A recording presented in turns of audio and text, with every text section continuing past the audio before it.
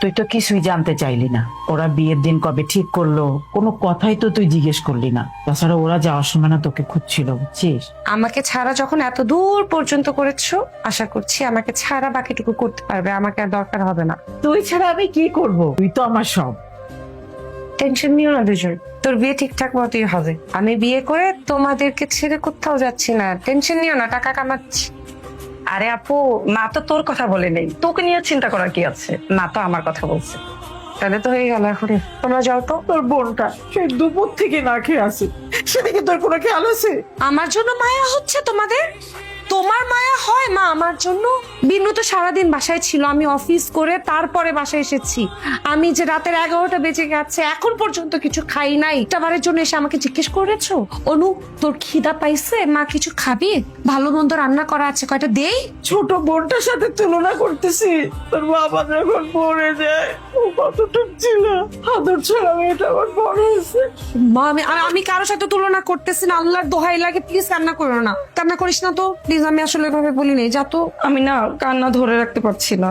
আজকে যদি আমার বাবা জীবিত থাকতো তাহলে এমনটা হতো না। কেমনটা হতো না? বাবা মারা যাওয়ার পরে আমি এমন কি করি নাই তোদের জন্য? আম্মা, সংসার কি আমি বাবার মতো করে চালাচ্ছি না? যা চাচ্ছ সংসার আমি কি দিচ্ছি না? সংসার চালানোর কথা তো বলছি না, এই যে ওর বিয়েতে ওরা বাইক চেয়েছে, আমি এত টাকা কোথায় পাবো? তুই একটা কাজ কর, এই ফ্ল্যাটটা বিক্রি করে দে, তাও তোর বিয়েটা দিয়ে আমি শান্তি পাবো। বিনুর বিয়ের জন্য ফ্ল্যাট বিক্রি করে দিয়ে আমি কি রাস্তায় থাকবো মা? বুঝতে পেরেছি আসলে। বিনু প্লিজ আম্মাকে নিয়ে যা তো, টেনশন নিও না, আমি দেখতেছি, ফ্ল্যাট বিক্রি করা লাগবে না, প্লিজ আম্মাকে নিয়ে যা প্লিজ। চলো মা, কান্না করো না। তোর কোনো দাম নাই রে অনু, টাকার দাম আছে। বিয়েতে টাকা দিতে না পারলে বাবারের ফ্ল্যাটটা তোর মা বিক্রিও করে দিতে পারে। মার উপর রাগ করো না, ফ্ল্যাটটা আমি বিক্রি করতে দিব না। আপনার বোনের নাকি বিয়ে ঠিক হয়েছে?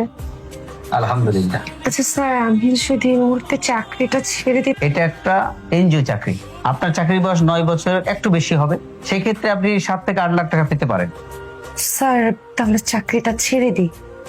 আপনি কি পাগল হয়ে গেছেন নাকি? এই চাকরি সোনার হরিণ, সরকারি চাকরিতে কোনো অংশে কম না। মাঝপথে আপনি চাকরি ছেড়ে দিবেন? স্যার সামনে আমার বোনের বিয়ে, আমার বোনের বিয়ে তো অনেকগুলো টাকা লাগবে।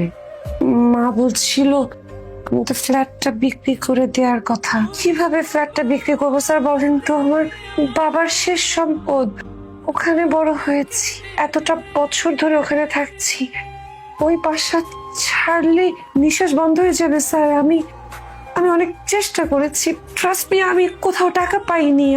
আমার কাছে মনে হয়েছে বোনের বিয়েটাও ভালো মতো হয়ে যাক, আমার ফ্ল্যাটটাও থাক। আমি স্যার চাকরিটা ছেড়ে দিতে চাই স্যার। আপনি আমাদের প্রজেক্টের একজন ইডি, আমরা তো আপনাকে ছাড়তে পারবো না। তার চেয়ে ভালো হয় আমি আপনাকে 2 লাখ টাকা লোন করে দিই, আর আমার নিজের পার্সোনাল ভাবে কিছু টাকা আপনাকে দেই, দেখেন আপনি ম্যানেজ করতে পারেন কিনা। আপনি যদি এই চাকরিটা আর 10 বছর করতে পারেন তাহলে আপনি 40 লাখ টাকা পাবেন, যে টাকা দিয়ে আপনার বাকি জীবনটা। স্যার প্লিজ এমন কথা বলবেন না।